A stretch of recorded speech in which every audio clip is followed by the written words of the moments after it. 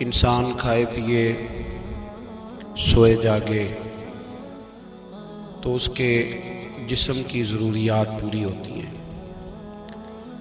لیکن جب وہ اللہ کا ذکر کرتا ہے، نماز پڑھتا ہے، دعا مانگتا ہے، استغفار پڑھتا ہے، درود و سلام کے گجرے پیش کرتا ہے، تو پھر اس کی روحانی ضروریات پوری ہوتی ہیں۔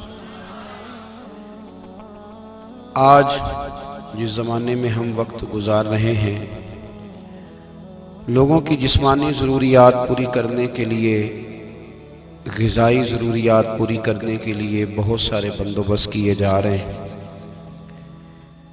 لیکن جتنا لوگ اپنی ظاہری ضروریات میں خود کفیل ہوتے جا رہے ہیں، اتنا ہی زیادہ وہ روحانی طور پر کمزور ہوتے جا رہے ہیں۔ گھنٹوں بیٹھ کر گپ شپ کرنے والے لوگوں کے لیے تھوڑی دیر بھی ذکر الہی کرنا مشکل ہو جاتا ہے۔ لمبی چوڑی باتیں کرنے والے، لمبے چوڑے دلائل دینے والے لوگ اور سمجھدار لوگ اور سیانے لوگ عبادت کے معاملے میں سستی کرتے ہیں، عمل کے مسئلے میں کمزور ہو جاتے ہیں۔ تسبیحات کرنا، وظائف پڑھنا، درود و سلام پڑھنا، کم بولنا، سچی بات کرنا، صبر سے رہنا، شکر کو اپنانا، قناعت اختیار کرنا، حسد، بغض، عداوت سے بچنا، یہ لوگوں کے لیے مشکل ہو جاتا ہے۔ پھر اس کا نقصان یہ ہے کہ معاشرہ ایک عجیب سی بے سکونی اور بے قراری کا شکار ہے۔ جیب میں بہت زیادہ پیسے رکھنے والا، خوش شکل نظر آنے والا، پیٹ بھر کے روٹی کھانے والا شخص بھی ڈھونڈتا پھرتا ہے کہ آخر میں پریشان ہوں کیوں۔ آپ انسانیت کی تاریخ پڑھیں گے تو آپ کو معلوم ہوگا کہ انسان نے کبھی پتھر کی پوجا کی، کبھی معاذ اللہ چاند سورج کی، درختوں کی، بتوں کی پوجا کی۔ معاذ اللہ یہ غلط ڈائریکشن پہ تو چڑھ گیا، لیکن ایسا نہیں ہے کہ کوئی بندہ دنیا میں آیا ہو اور کسی کی اس نے عبادت نہ کی ہو۔ اس لیے کہ اللہ تبارک و تعالیٰ نے جس طرح ہمارے جسم میں کھانے کی طلب رکھی ہے، پینے کی طلب رکھی ہے، سونے کی طلب رکھی ہے، اسی طرح اللہ تعالیٰ نے عبادت کے لیے طلب رکھی ہے جسم میں۔ یہ تو ہوا کہ انسان گمراہ ہو گیا، غلط رستوں پہ چل نکلا، اس نے جھوٹے معبودوں کی طرف معاذ اللہ توجہ کر لی، لیکن وہ کسی نہ کسی کے سامنے جھکتا رہا، کیونکہ اس کے وجود میں طلب تھی، شوق تھا اسے کہ وہ عبادت کرے۔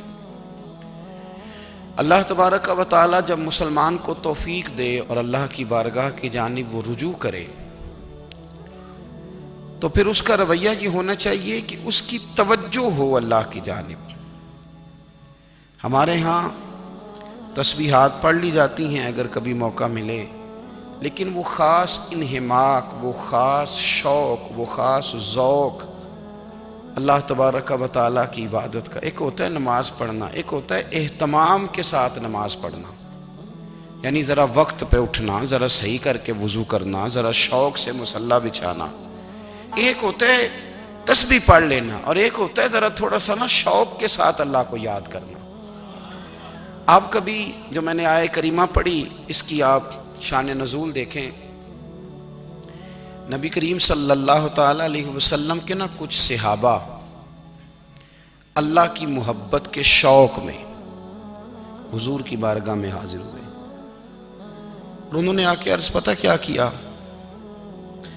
عرض کرنے لگے، یا رسول اللہ صلی اللہ تعالیٰ علیہ وسلم، سالوں بیت گئے ہیں سجدے کرتے ہوئے، حضور سالوں بیت گئے ہیں تسبیح پڑھتے ہوئے، سالوں بیت گئے کہتے ہوئے کہ سبحان اللہ وہ پاک ہے، ہمیں سالوں بیت گئے یہ کہتے ہوئے کہ اللہ اکبر وہی سب سے بڑا ہے، سالوں بیت گئے کہتے ہوئے کہ الحمدللہ ساری تعریفیں اللہ کے لیے سالوں بیت گئے اس کی تسبیح کرتے، تحلیل کرتے، تکبیر کہتے، حضور اب نہ ہمارا اپنے رب سے ملنے کو جی چاہتا ہے۔ کبھی اے حقیقت منتظر نظر آ نہ لباس مجاز میں، لاکھوں سجدے تڑپ رہے ہیں میری جبین نیاز میں۔ اور اقبال کہنے لگے کہ تیرے عشق کی انتہا چاہتا ہوں، تو میری سادگی دیکھ کیا چاہتا ہوں، میرا ذرا سا تو دل ہے مگر شوخ اتنا، میں وہی لن ترانی سنا چاہتا ہوں۔ میرا بھی دل کرتا ہے کہ اللہ میں تجھے کہوں میں تجھے دیکھنا چاہتا ہوں، جس طرح حضرت موسیٰ کلیم علیہ السلام نے کہا تھا، اور تو مجھے کہے کہ لن ترانی تو نہیں دیکھ سکتا، ذرا سا تو دل ہے مگر شوخ اتنا، میں بھی وہی لن ترانی سنا چاہتا ہوں۔ پھر کہنے لگے بھری بزم میں راز کی بات کہہ دی، بڑا بے ادب ہوں سزا چاہتا ہوں۔ دیکھو سب لوگوں کے بیچ ہی میں نے یہ کہہ دیا۔ میرے عزیز صحابہ نا شوق میں، کتنے سارے لوگ ہیں آپ، کتنی ماشاءاللہ بڑی تعداد میں آپ آئے، ہم بھی کبھی اس شوق میں گئے ہیں کہ ہمارے رب کو دیکھنے کو دل چاہتا ہے، ہمارا جی چاہے وہ کبھی ہمیں ملے، ہم کبھی اس کی زیارت کریں، اس کی بارگاہ کرم میں ہم حاضر ہوں۔ صحابہ نے عرض کیا یا رسول اللہ صلی اللہ تعالی وسلم ہمارا رب کہاں ہے؟ ہمارا نا اپنے رب کو دیکھنے کو جی چاہتا ہے۔ جب صحابہ نے یہ عرض کیا تو اللہ نے قرآن مجید نازل کیا، فرمایا وَإِذَا سَأَلَكَ عِبَادِي أَنِّي فَإِنِّي قَرِيبٌ، محبوب جب میرے بندے آپ کی بارگاہ میں آ کے میرے بارے میں پوچھیں نا تو ان سے کہہ دینا میں ان کے قریب ہی ہوں، قریب ہی ہوں۔ دلیل کیا ہے؟ آئی اذا دان، یہ جب بھی مجھ سے دعا مانگیں گے میں ان کی دعاؤں کو قبول فرماؤں گا، میں ان کے قریب ہوں، میں ان کے قریب ہوں۔ یہ جب بھی دعا مانگیں گے نا میں قبول کروں گا، میں ان کے قریب ہوں۔ اللہ تبارک و تعالیٰ کے بندے اللہ سے محبت کرتے، رب کی بارگاہ میں جھکتے، اس کو اپنے دکھ سناتے، اس کے پیارے محبوب صلی اللہ تعالیٰ علیہ وسلم کا وسیلہ لے کے اس کے حضور حاضر ہو جاتے، پیشانیاں سجدوں سے روشن ہوتی۔ ہم نا ہر چیز کے لیے وقت نکالتے ہیں، ہر چیز کے لیے، لیکن عبادت کے لیے وقت نہیں نکالتے۔ ہر شے آباد ہے، ہر شے، ہماری فیس بک بھی آباد ہے، واٹس ایپ بھی آباد ہے، ہمارے ٹویٹر بھی آباد ہیں، ہماری ہر چیز آباد ہے۔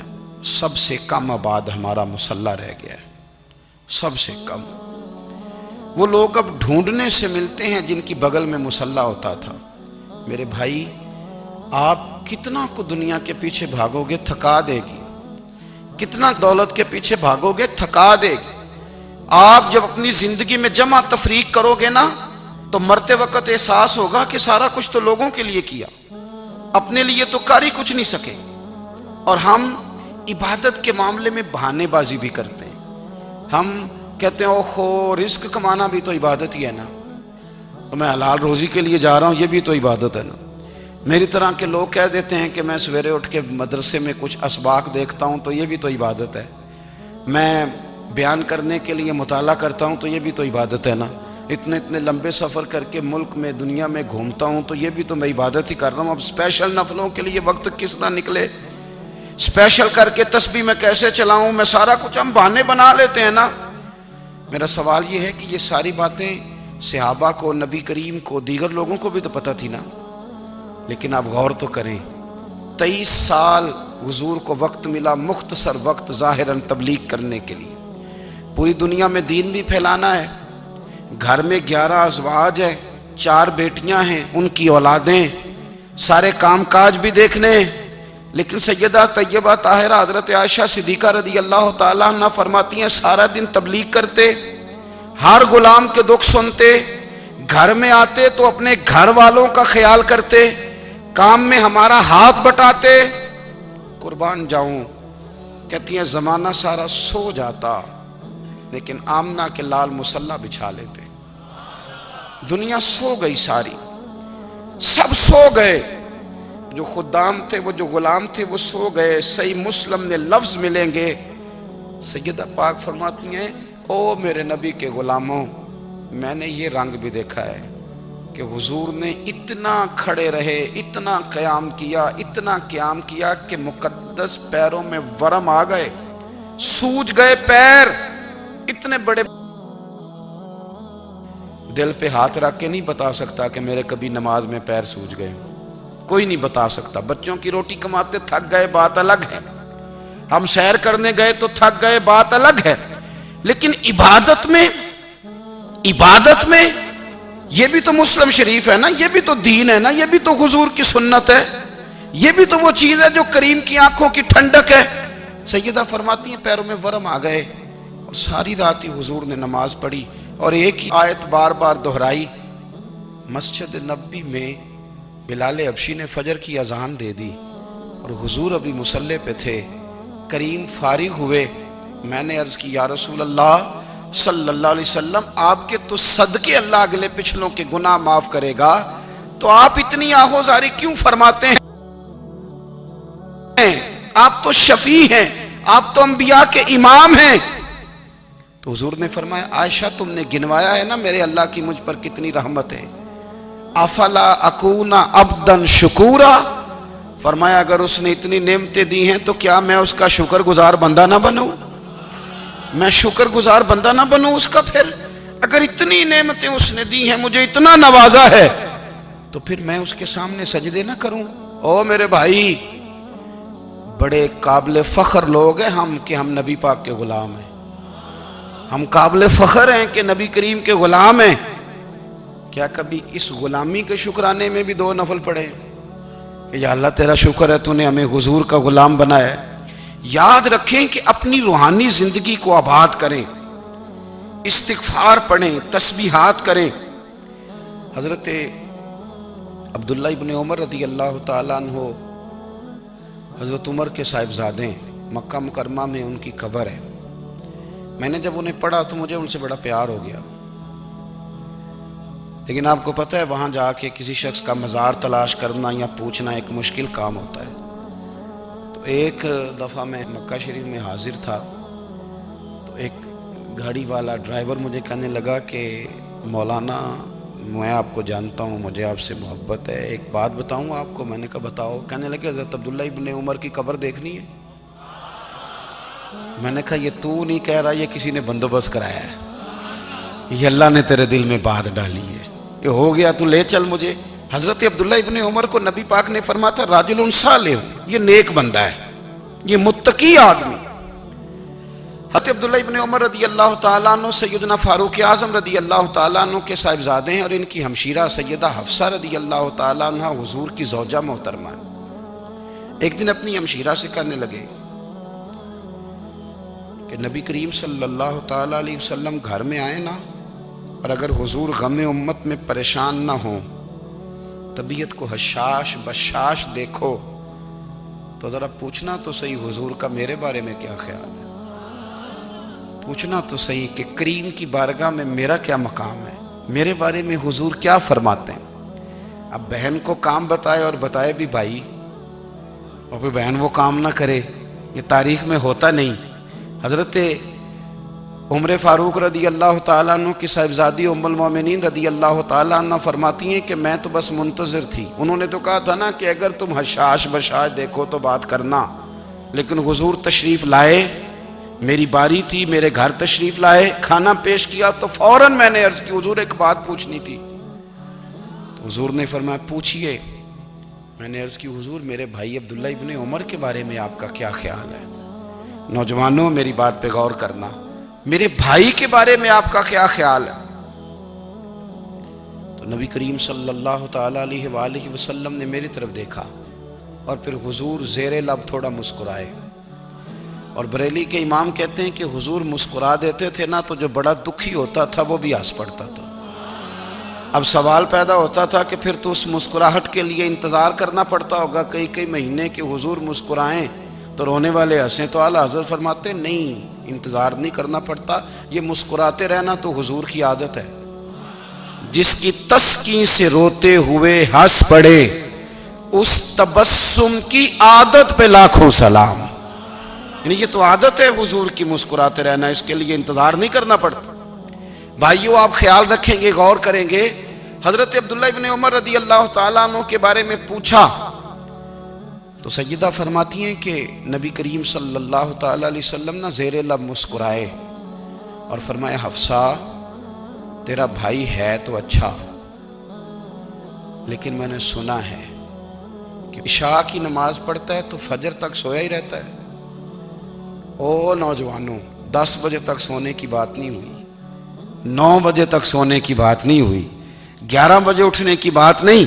حضور فرمانے لگے میں نے سنا ہے کہ عشاء کی نماز پڑھ کے سو جاتا ہے اور فجر تک سویا ہی رہتا ہے، اسے چاہیے کہ تہجد کے وقت اٹھا کرے، اللہ کی بارگاہ میں حاضر ہوا کرے، آہوزاری کرے، سجدے کرے، عبادت کرے۔ اٹھتا ہے اور فجر میں جا کے اٹھتا ہے۔ حضرت جناب حفصہ رضی اللہ تعالیٰ عنہ کہتی ہے میں نے جناب عبداللہ ابن عمر کو پیغام دیا اور میں نے کہا میرے جوان بھائی سن، نبی پاک نے فرمایا ہے تو اچھا پر تہجد میں نہیں اٹھتا، نفل نہیں پڑھتا۔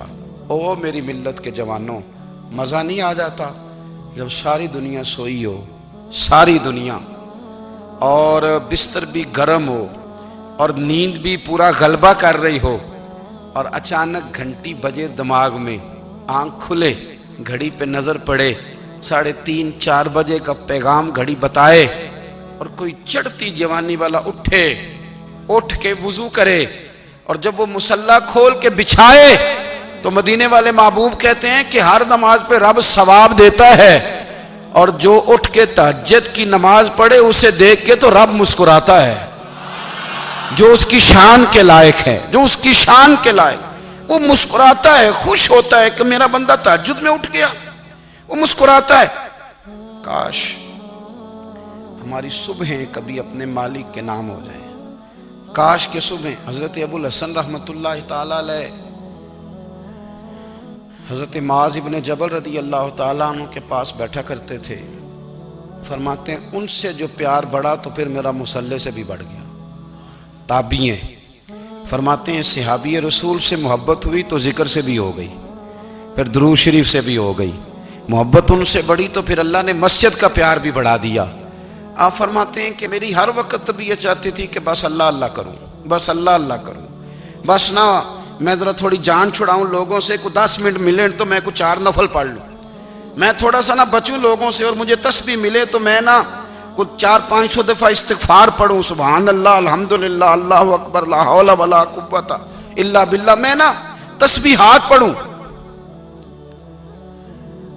فرماتے ہیں کہ بچے تھے گھر میں 6-7، غربت تھی، کام ملتا کوئی نہیں تھا، اور میں کام چور نہیں تھا، کام ڈھونڈتا تھا، پر اللہ کی قدرت کے کام نہیں ملتا تھا۔ فرماتے ہیں کہ میں نے ایک دن اپنی اہلیہ سے کہا کہ آج میں پھر جاتا ہوں کام ڈھونڈنے، تو میری بیوی بڑی فرما بردار تھی، پر اس دن نہ غربت کے ہاتھوں تنگ آ کے کہنے لگی آج نانا کوئی تو چیز لے کے آیا، تو مجھ سے بچوں کی بھوک نہیں دیکھی جاتی، یہ سب روگاں دا روگ محمد جس دا نام غریبی، کنڈ بلا کے لنگ جاندے نہیں دوست یار قریبی، آج نہ کچھ لے کے آیا تو میں بچے لے کے میکے چلی جاؤں گی۔ شیخ فرماتے ہیں کہ میں بڑا پریشان گھر سے نکلا، پر میں نے صبح سے لے کے زور تک کام ڈھونڈا، کام ملا کوئی نہیں، تو میرے دل میں خیال آیا چلو کام نہیں ملتا تو اللہ اللہ تو کرے نا، چلو بندوں کی مزدوری نہیں ملتی تو رب کریم کی عبادت ہی کرتے ہیں۔ فرماتے ہیں کہ میں نے نا فرات کے پانی سے وضو کیا، نہر کے، شدید دھوپ تھی، ساتھ ریت تھی اور ریت تپ رہی تھی، میں نے اپنا رومال وہیں مصلی کے طور پر بچھا لیا، اور فرماتے ہیں کہ زور سے لے کر عصر تک نماز پڑھی، دھوپ بھی پورے زور پہ، پر میرے سجدے کا ذوق بھی پورے زور پہ۔ فرماتے ہیں سورج بھی چمک رہا ہے اور رب کی عبادت کا ذوق بھی پورے زور پہ، میں سجدہ کروں تو پھر میرا اٹھانے کو جی نہ چاہے۔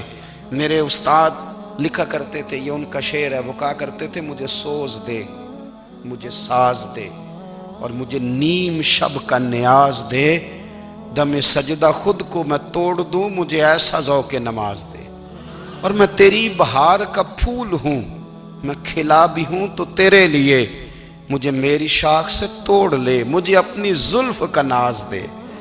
بھائی فرماتے ہیں کہ عصر تک میں نے نفل پڑھے، دل ڈھلنے لگا، عصر کی نماز پڑھی اور میں وہاں سے چلا۔ اب میں جب نکلنے لگا تو دل میں خیال آیا کہ چھوٹی چھوٹی دیواریں ہیں گھر کی، بغیر کچھ لیے جاؤں گا تو بیوی دور سے دیکھے گی تو شور کرے گی کہ پھر خالی ہاتھ آ گیا ہے۔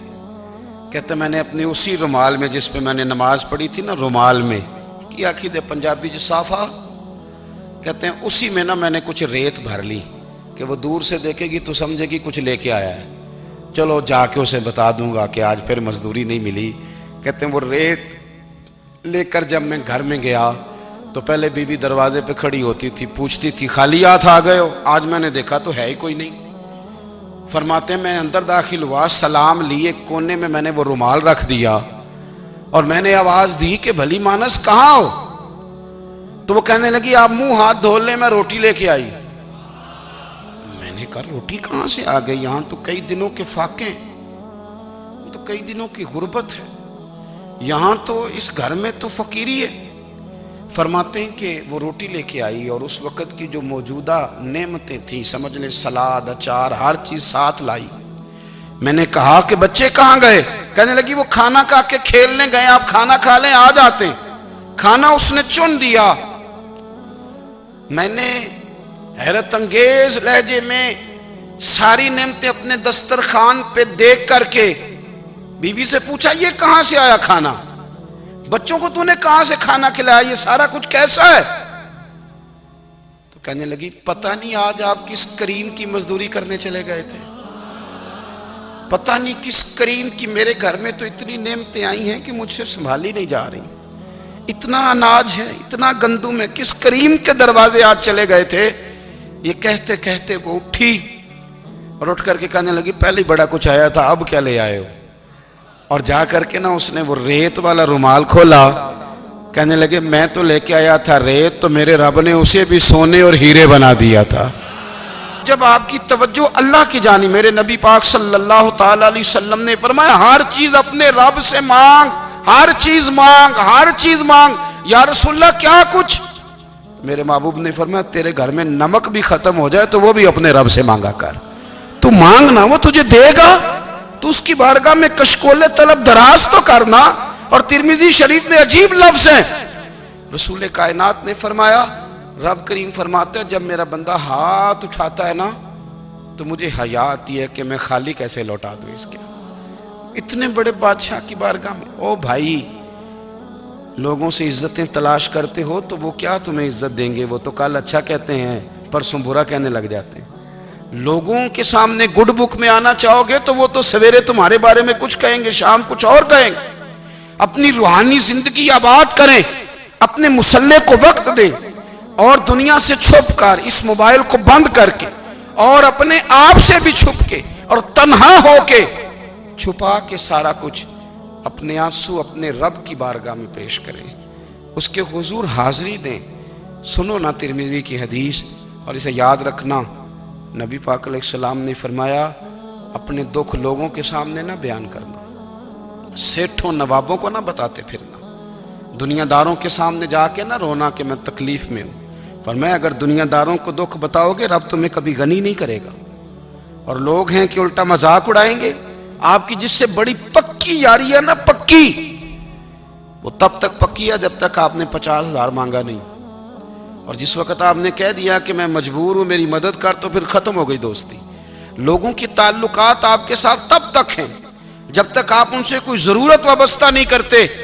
کریم محبوب فرمانے لگے بندوں کے سامنے دکھ نہ بیان کرنا، اللہ تجھے کبھی غنی نہیں کرے گا، تو اپنے دکھ اپنے رب کو بتا، تو دعائیں مانگ، تو اس کی بارگاہ میں حاضر ہو، تو اس کے حضور عرض کر۔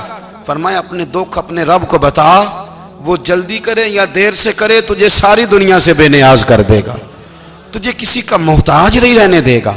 اپنے مسلح کو، اپنی دعاؤں، ایک بزرگ فرماتے ہیں میں نے دعا مانگنے کا طریقہ اپنی بیوی سے سیکھا، دعا مانگنے کا طریقہ اپنی، سیکھنے والے تو اپنے بچوں سے بھی سیکھ لیتے ہیں، سیکھنے والے تو ہر ایک سے سیکھتے ہیں۔ وہ کہتے ہیں میں نے دعا مانگنے کا سلیقہ اپنی بیوی سے سیکھا ہے۔ حضرت وہ کس طرح؟ فرمانے لگے میری بیوی نے نا مجھے کوئی کام بتایا، کچھ پیسوں کی ضرورت کے لیے کہا، تو میں نے اسے کہا کہ بھئی ابھی میرے پاس نہیں ہے، کچھ دنوں میں آتے ہیں تو میں دے دوں گا۔ عورتوں کی عادت ہوتی ہے، وہ بار بار یاد کراتی ہیں۔ 2-4 دنوں کے بعد پھر اس نے کہا حضرت وہ میں نے کہا تھا کچھ پیسے، میں نے اسے کہا کہ ابھی میرے پاس نہیں ہے، کچھ دنوں میں ملتے ہیں تو میں تمہیں دے دوں گا۔ اس نے کچھ دنوں کے بعد پھر کہا حضور وہ میں نے کچھ پیسے کہے تھے۔ فرماتے میں نے ڈانٹ دیا، میں نے کہا کہ کیا تو روز مجھے شرمندہ کرتی ہے، کہا نا میرے پاس نہیں ہے، ہوں گے تو دے دوں گا، تو روز یاد کراتی ہے۔ فرماتے ہیں اس نے پہلے تو میری ڈانٹ کو سہا، پھر میرے سخت جملوں نے اس کی آنکھوں میں آنسو پیدا کر دیے، پھر اس نے اپنے آنچل میں اپنے اس دکھ کو سمیٹا، اور پھر اس نے ایک جملہ کہا تو میں رو پڑا، اور مجھے اپنے رب سے مانگنے کا طریقہ آ گیا۔ مجھے کہنے لگی حضرت جی آپ نے ڈانٹ دیا، میں نے سہ لیا، پر آپ ہی میرے شوہر ہیں، بتائیں نا آپ سے نہ کہوں تو میں کس سے جا کے کہوں۔ فرماتے ہیں میں رو پڑا، اور میں کھل کے رویا، اور میں تڑپ کے رویا، اور پھر میری سسکیاں بند گئیں۔ تو مجھے کہنے لگی آپ کو کیا ہوا؟ میں نے کہا مجھے بھی دعا مانگنی آ گئی ہے، جب میں اسے کہوں گا نا اللہ تو ہی میرا رب ہے، میں تجھ سے نہ کہوں تو میں کس سے جا کے کہوں؟ میں کیوں کسی بندے سے سوال کروں؟ میں کیوں کسی دنیا دار سے کہوں؟ میں تیرے بندوں کا، نیک بندوں کا وسیلہ لے کے، تیرے محبوب کی غلامی لے کے تیری بارگاہ میں آیا، تجھ سے نہ مانگوں تو کس سے مانگوں؟ سمجھ آ گئی ہے جب میں اس رنگ میں مانگوں گا تو پھر رب میرے اوپر بڑا ہی فضل فرمائے گا، وہ میرے اوپر بڑی رحمت کرے گا، وہ میرے لیے آسانیاں کرے گا۔ عزیز دوستو، ہم اس طرح کرنے لگ گئے ہیں کہ ہم نے نا اپنے تعلقات پر اعتماد کرنا شروع کر دیا ہے۔ میرے تعلقات بہت ہیں، ہم نے اپنی دولت پر اعتماد کرنا شروع کر دیا ہے، میرے پاس دولت بہت ہے۔ ہم نے اپنے علم پر، اپنی شہرت پر اعتماد کرنا شروع کر دیا ہے کہ میرے پاس فلاں چیز بہت ہے۔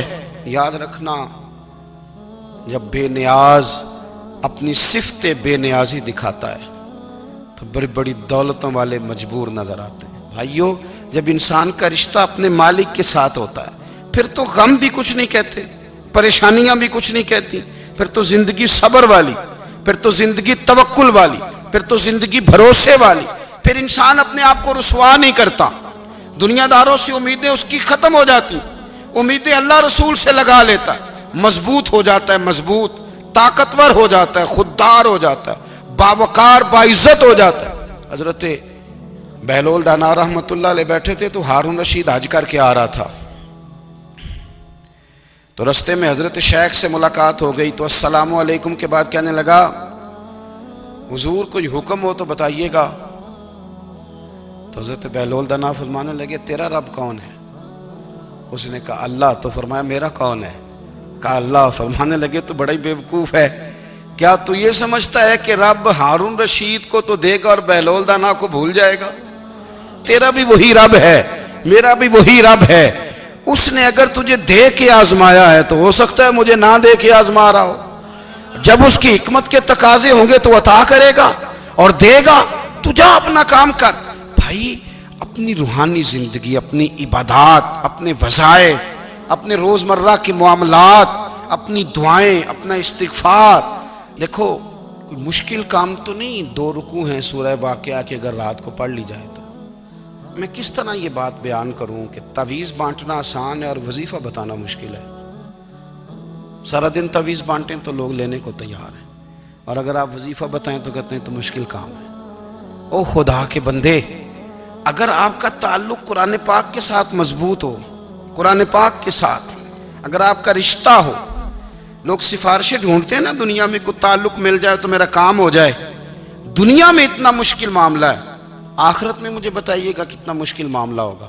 میرے نبی پاک صلی اللہ تعالیٰ علیہ وسلم نے فرمایا جو لوگ سورہ ملک پڑھا کرتے تھے نا، سورہ ملک، یہ سورت ملک قیامت میں ان کی سفارش کرے گی، اور اس طرح کرے گی کہ کہے گی اے اللہ یہاں اس بندے کو جنت میں داخل کر دے یا مجھے قرآن پاک سے علیحدہ کر دے، تو رب فرمائے گا جا اس کا دامن تھام کے اسے جنت تک پہنچایا۔ آپ بات کو سمجھیں، جب آپ کے تعلقات اپنے معاملات کے ساتھ مضبوط ہوں گے، یہ نبی کریم نے وعدہ کیا ہے کہ تو سورت واقعہ پڑھ تیرے گھر میں فاقہ نہیں آئے گا، حضرت عبداللہ ابن مسعود رضی اللہ تعالیٰ عنہ بیمار تھے تو حضرت عثمان غنی رضی اللہ تعالیٰ عنہ تیمارداری کے لیے تشریف لے گئے اور جا کر کے کہا کہ آپ بڑے بیمار ہیں، آپ کی بیٹیاں زیادہ ہیں، میں چاہتا ہوں کہ خزانے میں سے کچھ مدد کروں۔ تو سیدنا عبداللہ ابن مسعود رضی اللہ تعالیٰ عنہ اٹھ کے بیٹھ گئے اور کہنے لگے امیر المومنین، اللہ آپ کو میری طرف سے، میری بیٹیوں کی طرف سے بہتر صلہ دے، میری بیٹیوں کو کسی خزانے کی ضرورت نہیں، میں نے انہیں خزانہ دے دیا ہے۔ کہا جناب آپ نے کون سا خزانہ دیا ہے، میں آپ کے مالی معاملات کو جانتا ہوں۔ تو فرمانے لگے امیر المومنین، میرے نبی کریم نے فرمایا ہے جو سورت واقعہ پڑھے اسے کبھی فاقہ نہیں آتا، میں نے بیٹیوں کو یاد کرا دی ہے، یہ خزانہ میں نے انہیں دے دیا ہے۔ وہ سارے والدین سنیں جو بیٹیوں کے لیے پریشان رہتے ہیں۔ حضرت عبداللہ ابن مسعود نصیحت کر رہے ہیں، فرمانے لگے میں نے سورت واقعہ یاد بھی کرا دی ہے، پڑھنے کی عادت بھی ڈال دی ہے۔ حضور نے فرمایا ہے جو سورت واقعہ پڑھے اسے فاقہ نہیں آتا۔ کہنے لگے چاند تو اپنی جگہ چھوڑ سکتا ہے، سورج گر سکتا ہے، تارے ٹوٹ سکتے ہیں، پر مدینے والے رسول کی بات غلط نہیں ہو سکتی۔ حضور نے فرمایا فاقہ نہیں آئے گا تو انشاءاللہ کبھی بھی نہیں آئے گا۔ کرنے کا کام یہ ہے کہ ہم اپنے معاملات، اپنی عبادات، اپنی دعائیں کبھی 10 منٹ عادت ہو جائے نا دعا مانگنے کی علیحدہ سے رات کو۔ حضور نے فرمایا جو فرض نماز کے بعد دعا مانگے اللہ اس کی قبول کر لیتا ہے۔ نبی پاک صلی اللہ تعالیٰ علیہ وسلم نے فرمایا اللہ مسافر کی دعا قبول فرماتا ہے۔ حضور نے فرمایا اللہ مظلوم کی دعا قبول فرماتا ہے۔ حضور نے فرمایا بیمار سے دعا کراؤ اللہ اس کی دعا قبول فرماتا ہے۔ میرے نبی پاک نے فرمایا ماں باپ جب بھی اولاد کے لیے ہاتھ اٹھائیں، ویسے تے بلے شاہ تو آسمانی اڈدیاں ہی پھڑ دیں، جڑا گھر بیٹھا انہوں بڑھیا ہی نہیں۔ حضور فرمانے لگے ماں باپ جب بھی اولاد کے لیے دعا فرمائیں اللہ ان کی دعا کو قبول کرتا ہے۔ آپ اپنا تعلق بنائیں، دعا کے ساتھ، عبادت کے ساتھ، مصلی کے ساتھ رشتہ بنائیں، استغفار پڑھیں۔ صلاح الدین ایوبی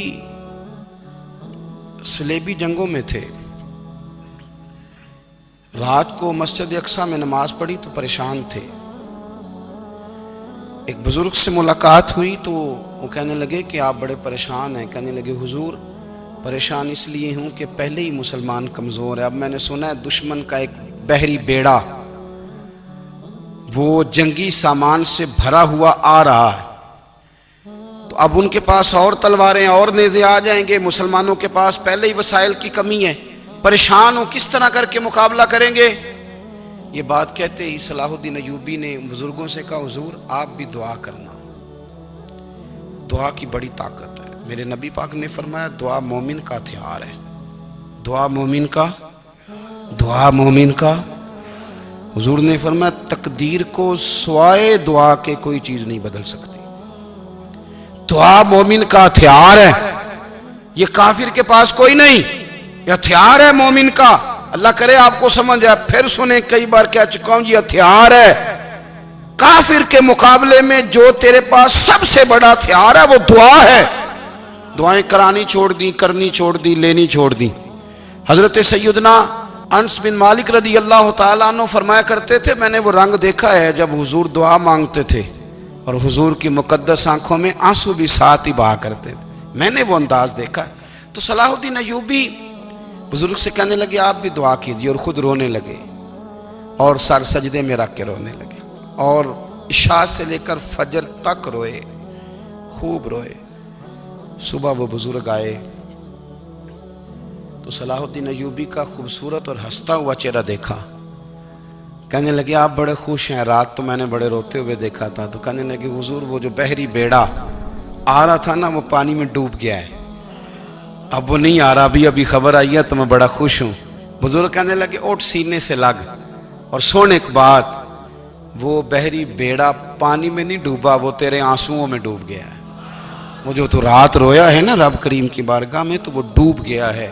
بھائی اپنا مصلی کا، عبادت کا، وظائف کا، اللہ کا سلسلہ اس کو مضبوط کریں، اپنی دعاؤں کے تعلق کو مضبوط کریں۔ دعائیں بڑے انقلاب برپا کر دیتی ہیں۔ ہم تھوڑے نا جب سے خشک ہوئے ہیں نا، خشک، اور میری تو جماعت ہی صوفیاء کی جماعت تھی، ہم تو داتا علی اجمیری کی جماعت سے، ہم تو خواجہ اجمیری کی جماعت سے، ہم تو شیخ احمد فاروق سرہندی کی جماعت سے، ہم تو صوفیاء کی جماعت، ہماری جماعت نے بھی وہ تعلق جو ہمارے بزرگوں نے بنایا تھا۔ بزرگ اللہ کے قریب کیسے جاتا ہے؟ تو ہمارے یہاں نا بہت سارے لوگ کہتے ہیں جی نظر ہو گئی تو کام ہو گیا۔ بھئی جو بخاری مسلم میں طریقہ ہے نا اللہ کا قرب پانے کا، وہ تو نفل ہے۔ نبی کریم علیہ السلام نے فرمایا بندہ نفلوں کے ذریعے رب کے قریب جاتا ہے، اور اتنا قریب جاتا ہے کہ پھر اللہ اس کی زبان بن جاتا ہے، اللہ اس کی آنکھیں بن جاتا ہے، کان بن جاتا ہے، ہاتھ اور پیر بن جاتا ہے۔ تو یہ تو عبادت ہے، یہ تو اللہ کی بارگاہ کی حاضری ہے جو آپ کو اللہ کے قریب کرے گی۔ تو اپنے نماز کو اہمیت دے کے ادا کریں، نمازیں موبائل بند کر کے ادا کریں۔ لیکن نا کچھ لوگ کہتے ہیں مجھے ٹائم نہیں ملتا نماز کا، تو میں کہتا ہوں یہ آپ نے بڑی جرت کی بات کی ہے۔ مجھے کو میرا پیر بھائی کہہ دینا میرے پاس ٹائم نہیں آپ کو ملنے کا، تو میں کہتا ہوں آج کے بعد آنا ہی نہ۔ میں تو کیا سمجھتا ہے تو بہت بڑا آدمی ہے، تیرے پاس ٹائم نہیں ہے اور ہمیں ملنے کا ٹائم، موج کر۔ تو آپ نے اللہ رسول کو کہہ دیا ٹائم نہیں۔ اور عجیب فلسفہ ہے نا، کہا جائے نماز پڑھنے آؤ تو کہتے ہیں کپڑے ٹھیک نہیں، اور کہا جائے کہ آؤ ذرا دعوت پہ چلیں تو کہتے ہیں 1 منٹ ٹھہر میں کپڑے بدل کے آیا۔ نماز کے لیے کہا تو کہتا ٹھیک نہیں، دعوت کے لیے کہا تو کہتا میں ذرا تیاری کر لوں، یوں جانا مناسب نہیں۔